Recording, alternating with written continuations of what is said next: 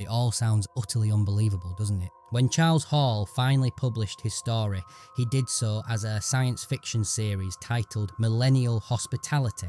Skeptics say this was a clever move to protect his military pension while profiting from a wild tale. They correctly point out that he has no physical proof, no alien souvenirs, no photographs, and a convenient excuse for every piece of missing evidence. NASA officials have flatly stated that anti-gravity technology, as he describes it, would violate the known laws of physics.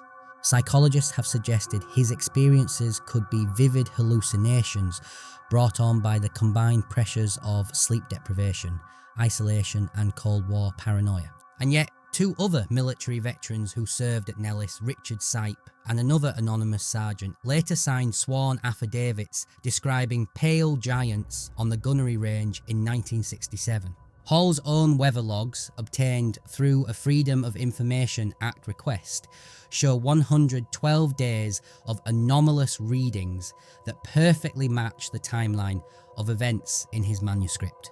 The base commander at the time, Colonel Robert E. Buck Smith, took an early retirement, moved to Oregon, and has consistently refused all interviews, citing his national security oath until death. Even staunch debunkers are forced to concede that the recorded wind shear, humidity spikes, and temperature inversions Hall documented align perfectly with later declassified tests of advanced experimental aircraft. There may not be a smoking gun, but the paper trail is undeniably stubbornly persistent. Hall's standard response to his doubters is simple: check the strawberries.